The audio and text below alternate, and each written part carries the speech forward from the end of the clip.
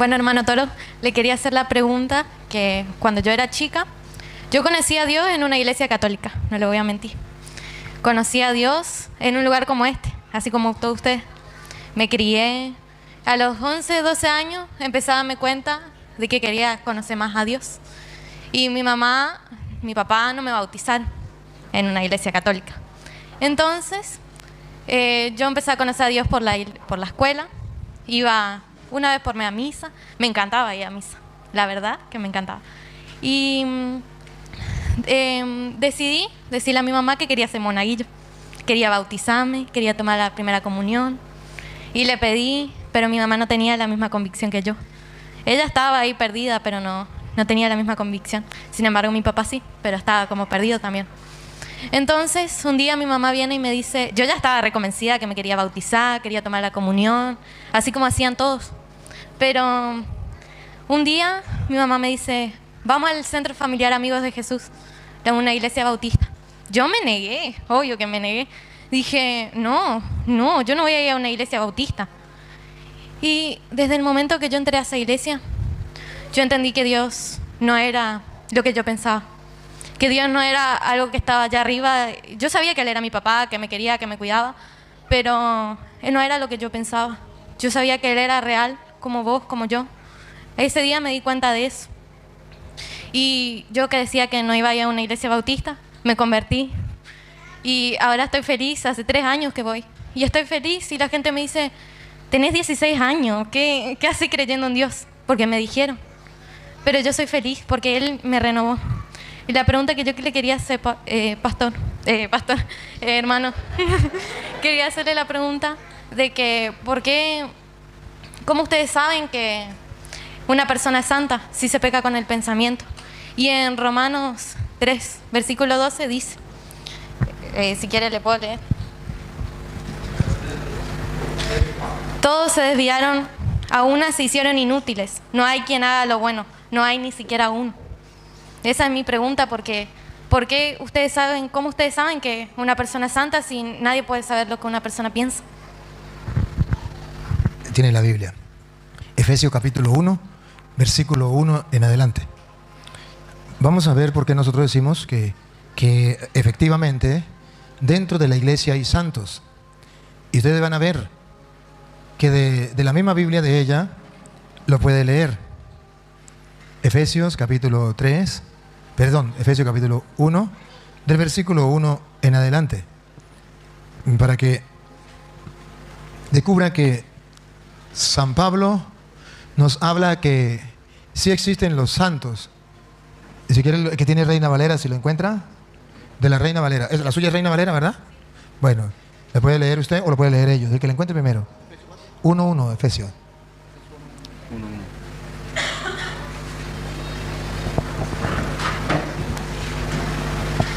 Pablo. Ajá, ya le escuchó, ya le encontró el hermano. Escúchelo. Pablo, apóstol de Jesucristo por voluntad de Dios, a los santos y fieles en Cristo Jesús. Ahí está. Ya, no me empuje. ¿Escucha quién le escribe Pablo? Repítalo. Pablo, apóstol de Jesucristo. Apóstol de Jesucristo no es un impostor, no es un falso profeta, es apóstol de Jesucristo. Por voluntad de Dios, a los santos y fieles en Cristo Jesús que están en Éfeso. A los santos. ¿Y a quién llama Pablo santos? A los fieles, a los que son fieles en Cristo Jesús. Pablo dice que cuando una persona es fiel a la palabra del Señor, a Cristo Jesús, es santo. ¿Y por qué Pablo se ocurre decir eso? Porque Primera de Pedro capítulo 1, versículo 14, Primera de Pedro capítulo 1, versículo 14, la Biblia dice que la vocación suya y la vocación mía, a la que Dios nos ha llamado y a que venimos a este mundo, es a ser santos.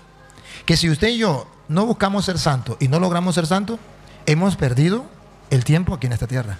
Porque nuestra vocación es la de ser santo. Primera de Pedro, capítulo 1, del versículo 14 en adelante. Capítulo 14 en adelante. La ley de la Reina Valera, por favor. Sí.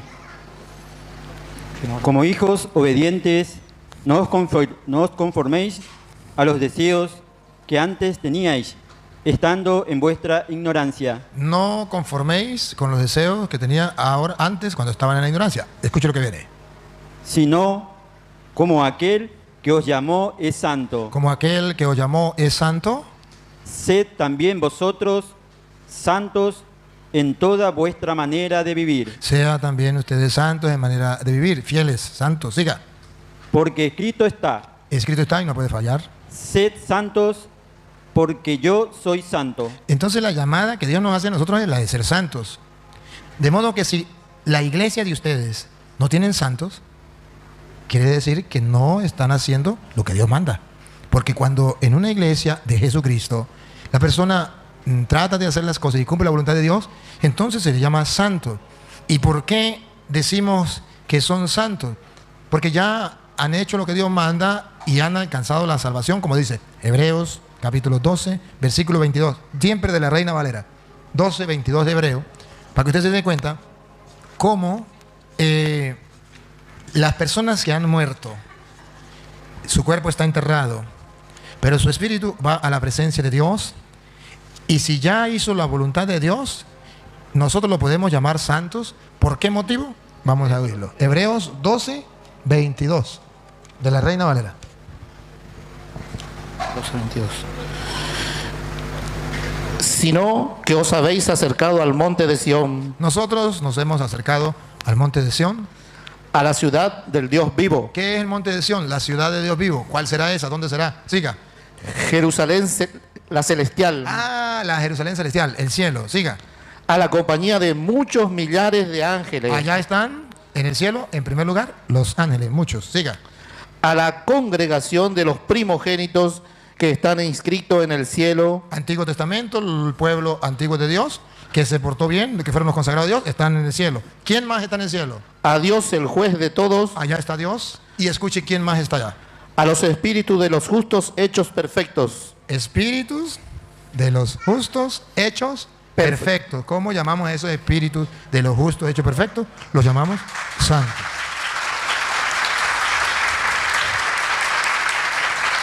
Entonces, si somos fieles a la palabra de Dios, no nos podemos escandalizar cuando encontramos que en la iglesia de Jesucristo hay santos. Cuando nosotros decimos, el fulano de tal es santo, porque ciertamente ellos son un ejemplo para nosotros, son un modelo para nosotros, nosotros tenemos que seguir su ejemplo. Si el pueblo de Israel seguía el ejemplo de aquellos hombres que buscaban a Dios, por ejemplo, Hebreos capítulo 11, versículo, lo vamos a leer desde el versículo 4 en adelante. Si la Biblia nos presenta a aquellos hombres justos que vivieron según la fe y son un modelo para nosotros, ¿por qué no seguir nosotros el modelo de los santos? Si ahí está escrito. Porque usted me puede preguntar, ¿y dónde está en la Biblia que podemos tener esos ejemplos, esos modelos de esas personas? En Hebreos capítulo 11, del versículo 4 en adelante. Escúchelo. Por la fe, Por la fe, Abel ofreció a Dios más excelente sacrificio que Caín. aquí está recordando a un hombre justo, Abel, que por su fe, un mejor sacrificio que Caín. 5, versículo 5. Por la fe, Enoc fue traspuesto para no ver muerte, y no fue hallado porque lo traspuso Dios. Enoc, por su fe, versículo 7. Por la fe, Noé, cuando fue advertido por Dios acerca de cosas, Versículo 8. por la fe, Abraham, siendo llamado, obedeció. Y si usted sigue leyendo, verá una lista que no la voy a leer toda. Versículo 22. Por la fe, José, al morir, mencionó la salida de los hijos de Israel. Versículo 32. ¿Y qué más digo? ¿Y qué más digo? Porque el tiempo me Me faltaría faltaría tiempo. contando de Gedeón, Gedeón, de Barak, Barab, de Sansón, Sansón, de Jefté, Jefté, de David, David. así como de Samuel y de los profetas. Pase al capítulo 12, versículo 1. Por lo tanto, Por lo tanto, conclusión, nosotros también, teniendo en derredor nuestra tan grande... no, teniendo alrededor nuestro. Fíjese usted, está hablando de que si ellos tenían esos modelos y esos ejemplos de fe, también nosotros podemos tenerlo. Ponga cuidado. Otra vez, 12.1, léamelo bien. Por tanto, nosotros también, teniendo en derredor nuestro Teniendo alrededor nuestro, tan grande nube de testigos, nosotros tenemos lo que llamamos santos, un gran número de testigos. despojémonos de todo peso y del pecado que Ellos nos asedia. lo hicieron, son un ejemplo para nosotros seguimos su ejemplo. Por eso dice 1 Corintios capítulo 11, versículo 1 en adelante. Pablo nos dice, y de la Reina Valera, siempre de la Reina Valera para que ella no vaya a decir que estamos leyendo otra Biblia. Pablo dice que nosotros podemos seguir el ejemplo de esas personas. Óigalo. 11.1 de 1 Corintios.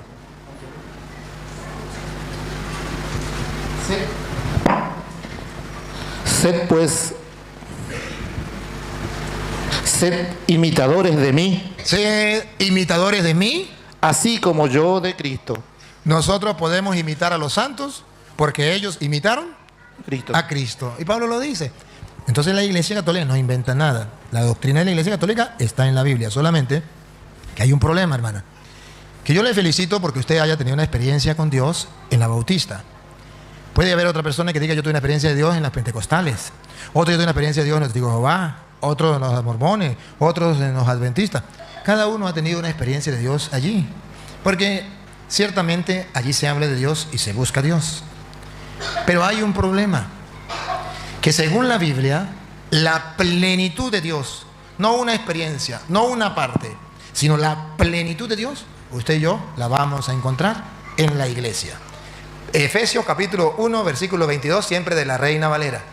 Para que ustedes vean que usted se conforma con una experiencia porque allí usted tuvo esa experiencia, nadie se la niega, nadie se la quita, es fantástica, es maravillosa. Pero es una sola experiencia. Le pongo el ejemplo. En la Iglesia Católica, no sé si usted ha escuchado, que dicen los que saben de eso, que en las ensaladas hay combinación de vitaminas y encontramos casi todas las vitaminas. Pero si usted come solamente arroz, usted se alimenta, usted se llena, pero no come todas las vitaminas. Entonces, la Iglesia Católica es como una ensalada donde usted encuentra todas las vitaminas. La Iglesia Adventista, Pentecostal, la Bautista. Es como si usted comiera solamente arroz. Sí se llena, sí se alimenta, pero les sigue faltando algunas vitaminas. Les pongo ejemplos. Vitaminas espirituales. Acabamos de tocar el tema de la Eucaristía. Esa vitamina ustedes no la tienen.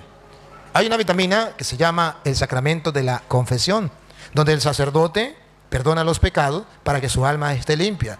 Esa vitamina ustedes no la tienen. O sea, hay cosas que ustedes tienen. Vitamina, leen la Biblia, eso es una vitamina. Oran, es otra vitamina. Pero hay algunas que les hace falta. Nosotros no estamos en contra de las vitaminas que ustedes tienen, sino las que les hacen falta. ¿Por qué escoger en una iglesia que tenga un poquito? ¿Y por qué no escoger la iglesia que tenga la plenitud de Dios? Escúchelo. La plenitud de Dios, ¿dónde está? Y sometió todas las cosas bajo sus pies, y lo dio por cabeza sobre todas las cosas a la iglesia. A la iglesia, a la iglesia. Y pongan cuidado, ¿qué es la iglesia? Pongan cuidado. La cual es su cuerpo. Es el cuerpo de Cristo. Y aquí viene, pongan la lupa para que vean que la iglesia es la plenitud de Dios. Pongan cuidado. La plenitud de aquel que todo lo llena en todo. La plenitud de Dios está en la iglesia. Y cuando usted se va a otra iglesia, se le respeta. Ahí se sienta bonito, ahí se siente a gusto. Pero no vayamos a lo que se siente, porque si usted le pregunta a un drogadicto, le dice que es una experiencia fantástica, es una nota, fumarse un pitillo. ¿Y quién le dice que no? Y si sigue fumando es porque siente algo, y se siente algo bueno. Diga que siente un borracho cuando se toma una botella que dice que le encanta, se siente a gusto. ¿Qué siente una persona cuando mata a alguien que le hizo daño, que le amargó la vida tanto tiempo y la quitó del camino? Se siente a gusto, al fin descansé, le quité la vida a ese sinvergüenza. Pero no se trata de qué siento yo, se trata de ser fiel a la palabra del Señor. ¿Qué mandó el Señor? Me explico. La plenitud de Dios está en la iglesia. Si usted observara, hiciera un examen, analizara, le preguntara a su pastor, y estos días yo voy a estar aquí, lo puede hacer, y le puede traer si quiere. ¿Cuándo nació la iglesia bautista? ¿Quién la fundó? Verá que la iglesia bautista no tiene más de 500 años. No los tiene. Entonces, si no tienen más de 500 años, pero yo me siento bien ahí, El drogadicto dice lo mismo, yo me siento bien ahí. ¿Cuántas veces no han luchado para sacar a una persona y le dice del licor, le dice, vamos a Alcohólicos Anónimos? Es que yo me siento bien aquí, no quiero ir. A un drogadicto, vamos para que se sane por allá, lo llamas a un lugar donde lo ayude. No, yo estoy bien aquí, ¿para qué me fastidia la vida? Yo me siento a gusto. No se trata de sentirse a gusto. Se trata de buscar a plenitud, a Dios, la plenitud de Dios. Esa experiencia que usted sintió, la hemos experimentado todos nosotros en la Iglesia Católica. Y no tuvimos que meternos a otra religión. Dentro de la Iglesia Católica lo hemos experimentado. Entonces, y si hablamos de experiencia, me faltaría tiempo para explicarle todas las experiencias que yo he tenido de Dios dentro de la Iglesia Católica. Experiencias fantásticas, experiencias increíbles, experiencias maravillosas, grandiosas, que usted ni idea tiene. Pero las he experimentado y no he salido de la Iglesia de Cristo. Aquí está la plenitud de Dios. Entonces, se trata es de mirar cuál es la Iglesia de Cristo. No se trata de mirar en cuál iglesia me siento bien. Pregúntele a un pentecostal, ahí se siente bien. ¿En cuál iglesia me siento bien? Pregúntele a un mormón, ahí se siente bien. Pregúntele a un testigo de Jehová, ahí se siente bien. ¿En cuál iglesia se siente bien? Pregúntele a un satánico. Ahorita sabe que fundaron, en el mundo van 4 iglesias satánicas. Y ellos se sienten bien ahí. No se trata de sentir bien. Se trata cuál es la iglesia que fundó Jesucristo. ¿Cuál es la que viene de allá? ¿Cuál tiene la plenitud de Dios?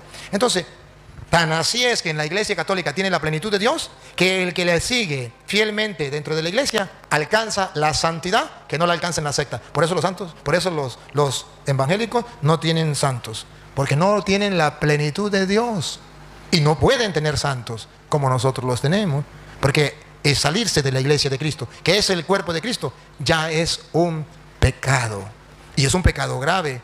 Es un pecado que se llama pecado de apostasía. Cuando hay una persona que se sale de la iglesia de Cristo y se mete a una secta, es un pecado de apostasía. Cuando hay una persona que no salió de la iglesia, sino que nació en la iglesia protestante, nunca se metió a protestante porque nació ahí, él no tiene el pecado de apostasía. Él lo que debe es convertirse. Como Pablo. Pablo no tuvo el pecado de apostasía. Pablo lo que hizo fue convertirse. Caminó a Damasco, se convirtió. Entonces, los que han nacido en la secta deben convertirse. Ellos no tienen el pecado de apostasía, pero están desviados en la doctrina. El que era católico y se metió protestante cometió un pecado de apostasía, de renegar de la fe. Y eso es malo.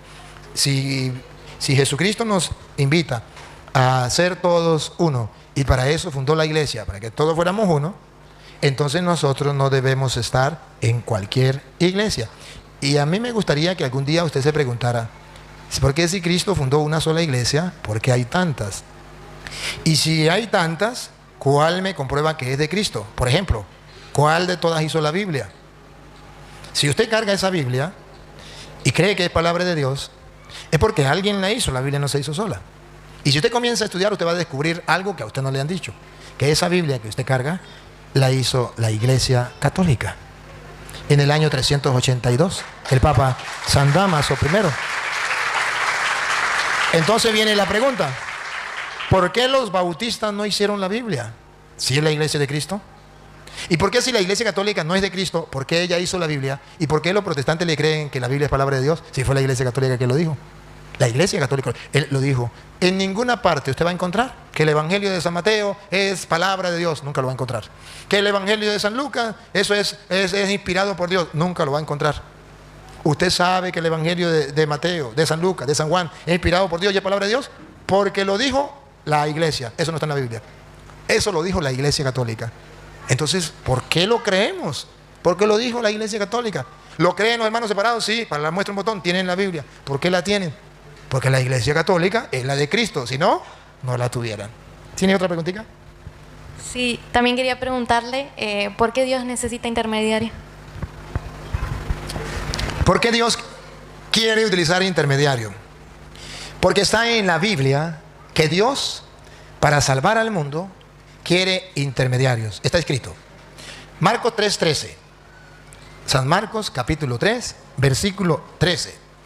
Jesús viene a salvar al mundo. ¿Sabe que Juan 3:16 dice, tanto amó Dios al mundo que entregó a su Hijo, para que crea en Él, no perezca, sino que tenga vida eterna? Pero Él, para que la salvación llegara al mundo, utilizó intermediarios. Marcos 3:13, óigalo, de la Reina Valera.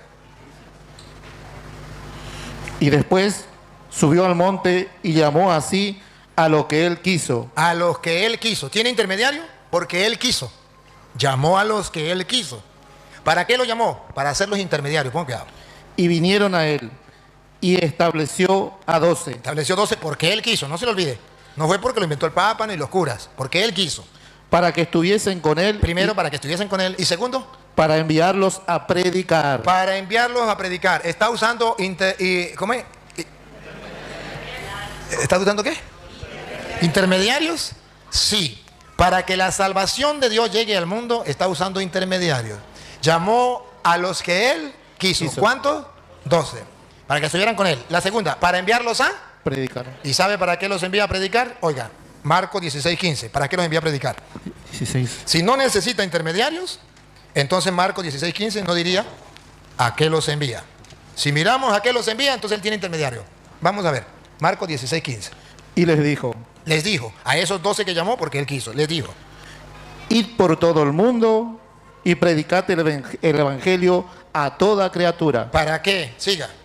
El que creyere y fuere bautizado, será salvo. ¿Para qué utiliza los intermediarios? Para salvar al mundo. Dice, ustedes van a ir a predicar. ¿Para qué? Para que el que crea y se bautice será salvo. ¿Está utilizando intermediario para que la gente se salve o no? Sí está utilizando intermediario para que la salvación llegue al mundo. Para la muestra un botón. Si Jesucristo no quisiera utilizar intermediarios, ¿qué hubiese dicho? Cada quien crea lo que quiera, que de todas maneras yo lo voy a salvar. Hagan lo que hagan, yo soy misericordioso, yo soy el juez. Al final, cuando ustedes vengan, como mi misericordia es eterna y como yo soy misericordioso, vengan sin vergüenzas y santos todos, que yo soy misericordioso, me lo llevo para el cielo. ¿Para qué? Si no utiliza, si no necesita intermediario, si no quiere intermediario, ¿para qué manda a los apóstoles? ¿Para qué funda una iglesia? ¿Para qué? Si no necesita intermediario, ¿para qué los pastores bautistas predican? Si Dios no necesita intermediario. No, para que la gente se salve. Dios no necesita intermediario, Dios lo va a salvar solo. ¿Para qué necesita intermediario? Ahora bien, si usted y yo descubrimos que esos intermediarios que Jesucristo quiere, existen, y existen primero aquí en la tierra, pueden rogar por nosotros o pueden ejercer ministerio por nosotros para nuestra salvación. Por ejemplo, Lucas capítulo 17, versículo 11.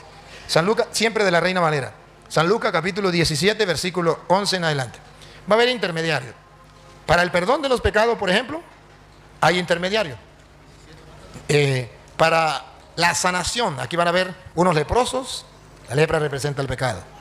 Piden misericordia a Jesús. Y Jesús nos dice, venga para acá que yo no necesito intermediarios. Aquí los manda a los intermediarios. Vamos a ver. 17, ¿cuánto, padre? 10 y ¿qué le dije? 17, 11. 17, 11. Yendo Jesús a Jerusalén, pasaba entre Samaria y Galilea. Y al entrar en una aldea, le salieron al encuentro 10 hombres leprosos, los cuales se pararon de lejos. Y alzaron la voz, diciendo, Jesús, Maestro, ten misericordia de nosotros. Misericordia de nosotros. Vamos a ver si Jesús le dijo, yo no necesito intermediario, venga para acá y lo sano. Dale. Cuando él los vio, les dijo, id y mostraos a los sacerdotes. Intermediarios, los sacerdotes, aquí en la tierra. Vayan y preséntense a los sacerdotes. Siga. Y aconteció que mientras iban fueron limpiados. Obedecieron y quedaron limpios. Intermediarios. Ahora, usted me puede decir, pero yo le estoy preguntando de intermediarios de los que ya murieron. O sea, la Virgen María no puede ser intermediaria. Los santos no pueden ser intermediarios. Porque el único mediador entre Dios y los hombres, según dice allá Primera de Timoteo capítulo 2, versículo 5, es Cristo. Y dice la Biblia, no hay otro mediador entre Dios y los hombres, sino Cristo Jesús. Si se refiere a eso, entonces se lo voy a explicar también. Porque existe, también allá hay mediadores. Y usted puede decir, a ver, ¿por qué dice en la Iglesia Católica que los santos pueden rogar por nosotros? Que la Virgen puede rogar por nosotros. Si la Biblia dice en 1 de Timoteo capítulo 2, versículo 5, que el único mediador entre Dios y los hombres es Cristo. Léalo.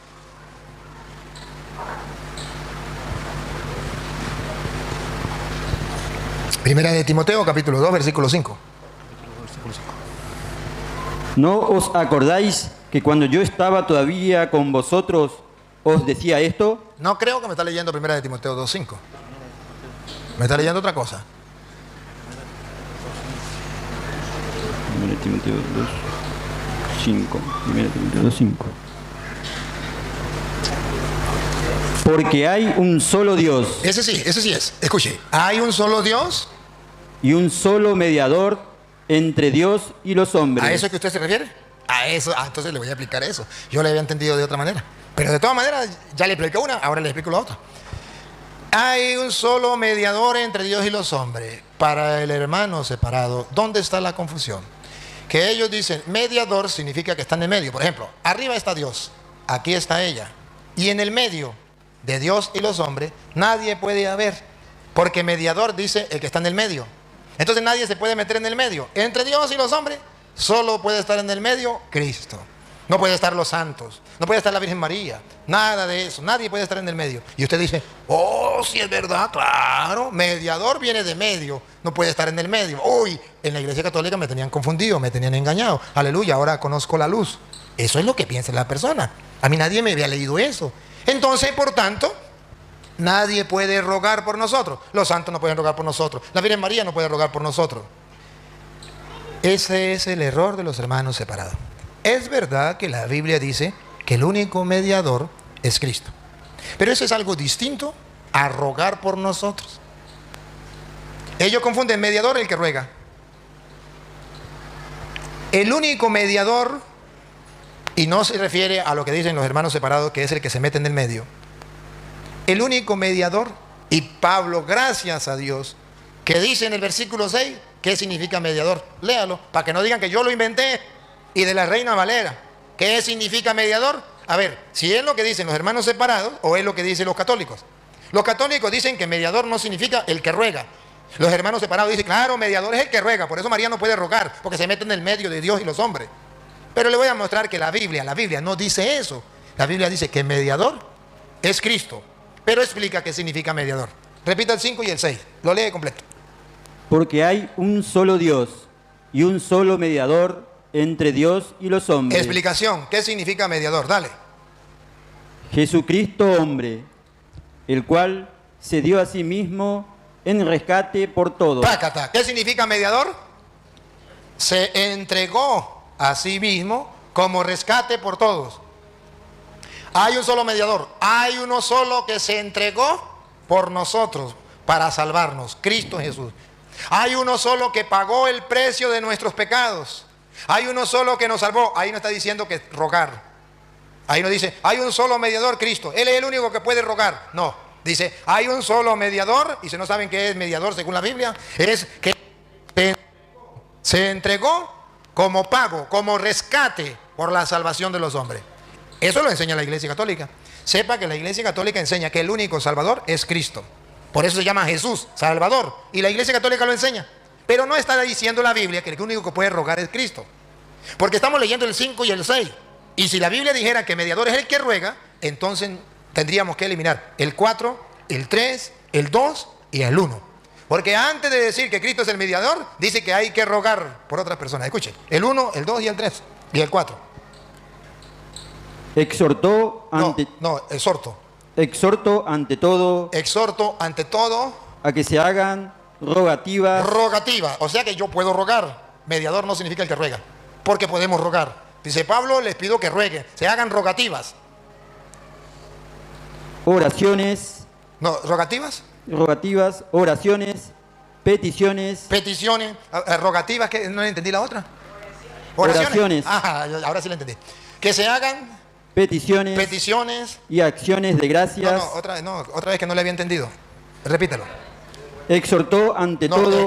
Exhorto ante todo a que se hagan rogativas. Rogativas. Yo puedo rogar. María puede rogar. Un ángel puede rogar. Un santo puede rogar. Eso no es malo.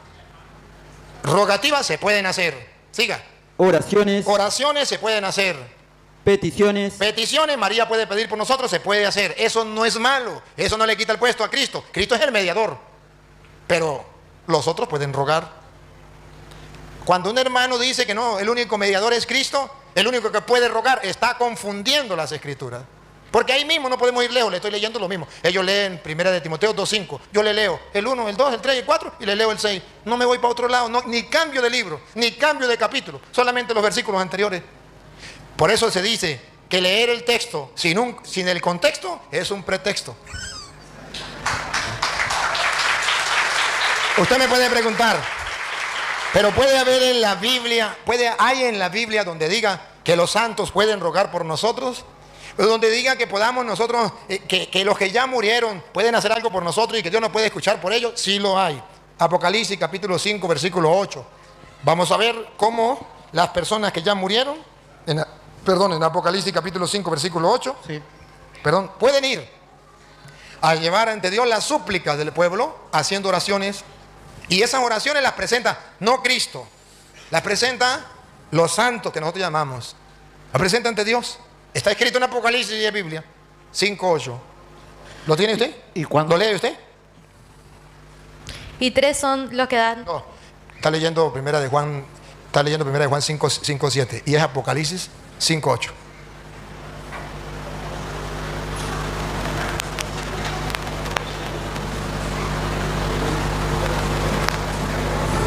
Entonces, aquí vamos a ver cómo la Biblia dice que nosotros sí podemos orar por otras personas, que los santos pueden orar por nosotros. Eso no hay ningún problema. La Biblia lo afirma. Y cómo Dios escucha la súplica que se hacen cuando una persona es amiga de Dios. Apocalipsis 5:8. Y cuando hubo tomado el libro, los 4 seres vivientes y los 24 ancianos se postraron delante del Cordero. Todos tenían arpas y copas de oro. Escuche, los 4 seres vivientes y los 24 ancianos. Los teólogos bautistas han de saber que los 4 seres vivientes representan a los 4 evangelistas: San Juan, San Lucas, San Mateo y San Marcos. Que los 24 ancianos significa los santos de la antigua alianza que representaban las 12 tribus de Israel, y los santos de la nueva alianza que representaban los 12 apóstoles. 2 y 12, 24. Los 24 ancianos. Esos 4 seres vivientes y los 24 ancianos. Del incienso. Los 24 ancianos. 24 ancianos que se postraron delante del Cordero. Todos tenían arpas y copas de oro llenas de incienso. Todos tenían copas de oro llenas de Incienso. Y pongan la lupa, ¿qué eran esos inciensos que había en las copas de oro? Que son las oraciones de los santos.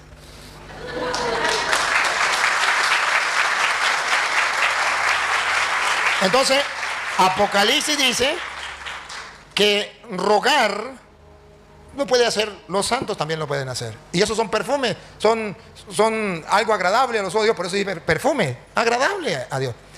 Que la Biblia habla que si uno pide la intercesión de los que ya murieron, ¿Dios lo puede escuchar? Sí. Vamos a verlo. Éxodo capítulo 32, versículo 11 en adelante. El pueblo peca. ¿Se acuerda cuál fue el pecado de Éxodo 32, del 1 al 11? Adorar un becerro de oro. Pecado grave, ¿verdad que sí? Pecado grave. Y Dios dice, los voy a castigar, los voy a aniquilar. Cuando Moisés ve que va a ser aniquilado el pueblo, a ver a quién apela Moisés para que Dios perdone al pueblo. A ver si apela a algún vivo, a ver si va al pastor evangélico o al pastor que le dice, ruegue por mí. Verá que no va a acudir a un hombre que esté vivo, va a acudir a hombres que ya murieron. Por la amistad que esos hombres tienen con Dios, va a acudir Moisés y va a ver cómo Dios va a perdonar. Gracias a la amistad que tienen los santos con Dios. Óiganlo. 31:11. 32:11. Entonces Moisés oró en presencia de Jehová. Ya saben el pecado, ¿no? ¿Adoraron un becerro? De oro. Dios los va a castigar. Entonces Moisés oró. Siga. ¿Cómo oró Moisés? En presencia de Jehová, su Dios, y dijo, oh Jehová, ¿por qué se encenderá tu furor contra tu pueblo, que tú sacaste de la tierra de Egipto con gran poder y con mano fuerte? ¿Por qué han de hablar los egipcios diciendo, para mal los sacó, para matarlos en el monte y para raerlos de sobre la faz de la tierra? Escuche lo que viene. Vuélvete del ardor de tu ira y arrepiéntete de este mal contra tu pueblo. Y vamos a ver cómo hace Moisés para que Dios se arrepienta. Ponga cuidado de ese mal que le iba a hacer al pueblo. Ponga cuidado. Acuérdate de Abraham, Abraham ya había muerto. de Isaac, Isaac ya había muerto. de Israel. Israel ya había muerto. Y lo está invocando Moisés.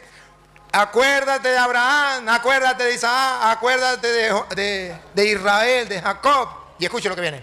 Tus siervos, Tus siervos, a los cuales has jurado por ti mismo. esos son amigos de él. Siga. Y les has dicho, yo multiplicaré vuestra descendencia como las estrellas del cielo, y daré a vuestra descendencia toda esta tierra de que he hablado, y la tomarán por heredad para siempre. Escuche lo que pasó. Paren la oreja. Entonces Jehová Entonces Jehová se arrepintió se arrepintió. del mal que dijo que había de hacer a su pueblo. Siga. Y volvió Moisés. ¿Lo castigó al pueblo o no lo castigó? No lo castigó, se arrepintió.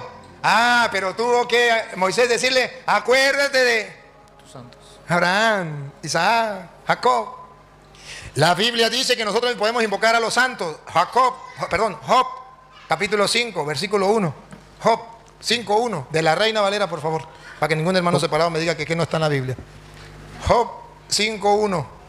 Ustedes van a ver cómo dice la Biblia que Dios sí permite que nosotros invoquemos a los santos. Que ellos puedan rogar por nosotros, no hay ningún problema. Está en la Biblia. Job 5:1. ¿No? Ahora, pues das voces, ¿habrá quien te responda? Habrá quien te responda, le están diciendo a Job, que está enfermo, ¿se acuerda? Que nada, no encuentra respuesta por nada. Y le dice, habrá quien te responda y pongan, listo con la cámara, que vamos a tomar una foto para mandársela a los hermanos separados. ¿Y a cuál de los santos te volverás? ¡Fácata! ¿A cuál de los santos te vas a volver a pedirle? ¿A cuál de los santos? ¿A quién vas a invocar? ¿A cuál de los santos? Se podían invocar los santos. Los santos podían, ante Dios, orar por nosotros. Jeremías 15:1 en adelante. Jeremías 15:1, si mal no recuerdo. Jeremías 15. Usted va a ver cómo los que ya murieron pueden rogar por nosotros. Si no, Jeremías no hubiese dicho esto. Escúchenlo. Jeremías 15:1. Y me dijo Jehová. Escuche. Jehová, gracias niña, yo le pagué. Dijo Jehová, por favor, escuche. Si Moisés Moisés ya había muerto. Si Moisés y Samuel ya había muerto. se pusieran delante de mí, Se pusieran delante de mí.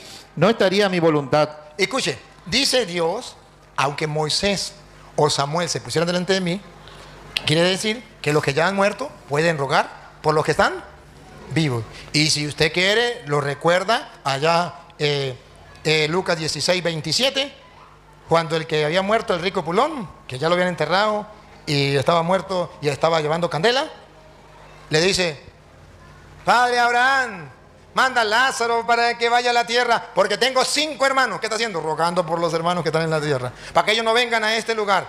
Está rogando, los que ya murieron pueden rogar. A Dios no hay ningún problema. Pero bueno, lo importante es que ustedes miren que, según la Biblia, sí se puede que otras personas rueguen. Un día llegué a una parte y había un pastor. Me fui formé un grupito de personas y le dije, vamos a evangelizar casa por casa. Y nos fuimos. Y entonces una de las señoras que no le gustaba la apologética, porque siempre hay gente que le gusta y gente que no, era catequista y no le gustaba. Ella eso pelea con los evangélicos, eso para qué, eso no.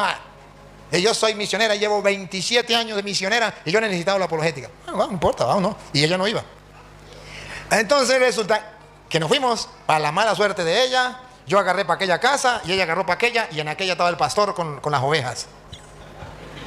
Y ella llegó a predicarle y le salió el tiro por la culata. Porque cuando llegó a predicar en la casa, el que estaba ahí era el pastor. Y la agarra el pastor. Y comienza el pastor a preguntarle y a decirle, y ella no tenía respuesta, pues no le gustaba la apologética. Y llegó corriendo, temblando. Papá, necesito. El pastor. ¿Dónde está? Allá, en la casa. Vamos. Llegué, estaba el pastor ahí, esperando.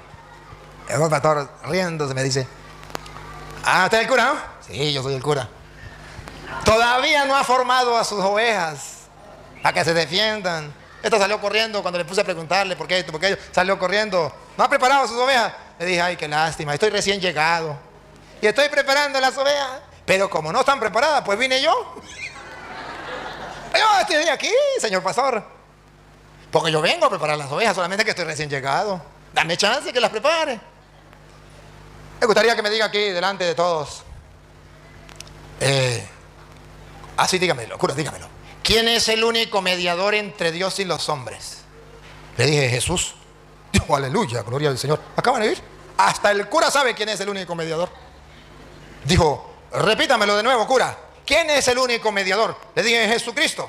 Dijo, aleluya.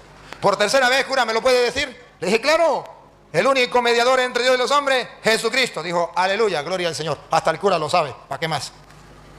Y si el único mediador entre Dios y los hombres es Jesucristo, ¿por qué ustedes tienen a María? ¿Por qué le piden a María? María no puede rogar. Y me paré yo. Le dije, pastor, aquí delante de todos, ¿eh? ¿Usted me podría decir quién es el único mediador entre Dios y los hombres? Respóndeme, pastor. Nada. Pastor, ¿quién es el único mediador entre Dios y los hombres? Respóndeme. Yo no tuve miedo, yo respondí. El hombre toteaba los ojos. En el nombre de Jesucristo te ordeno. Dime quién es el único mediador entre Dios y los hombres. Y el hombre temblando dijo, Jesús. Le dije, ¿por qué tiene miedo? ¿Por qué yo no? Y si el único mediador entre Dios y los hombres es Jesús, ¿por qué usted ora por otra persona? ¿Por qué ora por un enfermo? ¿Por qué ora por una familia para que le vaya bien? ¿Por qué ora por los que le dan el diezmo para que tengan prosperidad? Señor, te pido por esto porque dieron el diezmo para que llueva sobre ellos, lluvia de bendiciones para que se abran, como dice en Malaquías capítulo 3 versículo 10, dice lluvia de bendiciones sobre ellos. ¿Por qué? ¿Qué inventa? Y usted, el único mediador entre Dios y los hombres es Cristo Jesús. ¿Qué hace usted mediando entre Dios y los hombres? No sea mentiroso. No ore por la gente. Ustedes le imponen la mano a la gente en la cabeza y dice, voy a orar por sanación, sánalo Señor, aleluya, sánalo Señor. El único mediador entre Dios y los hombres es Cristo. ¿Qué hace usted ahí metiéndose en donde no cabe? Usted no es Cristo. ¿Qué hace haciendo eso? No respondió una palabra. ¿Por qué qué? Mediador es que el único que pagó el precio es Cristo Jesús. No sé si aquí hay guerrilla. La mayoría del pueblo hay guerrilla. Pero cuando en Venezuela en la guerrilla agarra a alguien, cobran un precio. Un precio. Por ejemplo, usted le agarran a su mamá y la llevan presa y la llaman a usted, la llevan presa, no, la llevan secuestrada. Y la llaman a usted y le dice, ¿cómo llama usted? ¿Cómo? Milagro. Tenemos a su mamá en nuestra mano. Si usted no pone la cantidad, póngale usted de $5,000. Su mamá es muerta. Usted comienza a sufrir. Su mamá también sufre. Y usted dice, ¿y ahora qué hago? Usted recuerda de un amigo que él trabajaba también en la guerrilla. Y usted dice, recuerdo de aquel. Voy a decirle que ruegue por mi mamá, que ayude, que medie, va a rogar por la mamá, va a meterse en el medio de la mamá y el guerrillero. Y va, y usted le dice, mire, por favor, dígale allá al jefe de la guerrilla, que por favor no me mate mi mamá, no tengo cómo pagar, que me entienda. Y su amigo va y habla en la guerrilla. Y la guerrilla le va a decir, no. Él está rogando. Y el jefe de la guerrilla le va a decir, no, me paga los $5,000 o se muere. Él está haciendo un trabajo, está rogando. Pero resulta que viene un amigo suyo, de Estados Unidos, y usted le cuenta, mire, me agarró mi mamá, le está pidiendo $5,000. Y si no lo pago mañana, me matan a mi mamá. No se preocupe, llame a la guerrilla, yo pago el precio. ¿Va? Paga el precio, los 5,000. Su mamá queda liberada. Los dos hicieron algo. Aquel rogó por su mamá y este pagó el precio. Los santos ruegan. El que pagó el precio del rescate que nos tenía secuestrado Satanás se llama Cristo. Él pagó el precio. Pero los otros pueden rogar. Hacen la diligencia. Piden, ruegan. Eso no es malo. Eso lo podemos hacer. Eso es el mediador. ¿Tiene otra preguntita?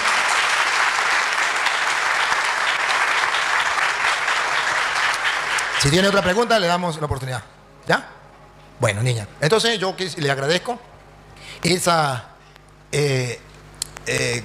libertad y esa oportunidad que nos ha brindado de compartir. De verdad que nos enriquece. Con eso podemos escuchar lo que le enseñaron. Le puedo responder. Le respondí con Biblia. Le mostré con capítulos y versículos. Si usted quiere saber más, hay un canal que se llama Padre Luis Toro por YouTube. Con libertad, usted agarra su Biblia, con tiempo, usted se sienta a ver, escucha, compara lo que dice su pastor, compara lo que dice aquí, compara lo que dice la Biblia. Y acuérdese esto, Así como usted está haciendo conmigo, pidiendo pruebas, pídele al pastor pruebas. Busque las pruebas, porque déjeme decirle aquí, y que no me escuchen los evangélicos a través de internet, que los hermanos separados que se llaman pastores no tienen fundamento bíblico de lo que enseñan. No tienen. Agarran citas bíblicas, así como dice mediador, y dicen es el que ruega, y entonces distorsionan, cambian, pero no tienen fundamento verdadero, sólido. No tienen. Y por eso si usted le dice, agarra al pastor y le dice, mira, me comprueba con Biblia. Es más todavía, usted puede agarrar los videos, los puede ir examinando, agarra la cita y le dice, pero ¿por qué dice aquí esto y esto? Y verá la respuesta que le va a dar. Y usted tiene inteligencia, usted tiene memoria, Dios le ha dado esa capacidad y el Espíritu Santo no dejará de iluminarle. Y usted va a descubrir que todo eso que le enseñaron, que es muy bonito, pero no es lo verdadero. Que le enseñaron mal. Usted le puede incluso decir al pastor, el cura me dijo esto, el pastor se va a molestar. Y usted le dice, no se moleste, pastor. Mañana el cura va a estar. ¿Dónde voy a estar yo mañana? En el Espíritu Santo. Usted le dice, pastor, no se moleste. El cura va a estar en el Espíritu Santo. Yo fui y le pregunté. Y si yo, que no soy pastora, le pregunté, ¿por qué usted no se anima a preguntarle? La idea sería que ante toda la gente y en las cámaras, el pastor expusiera toda la doctrina.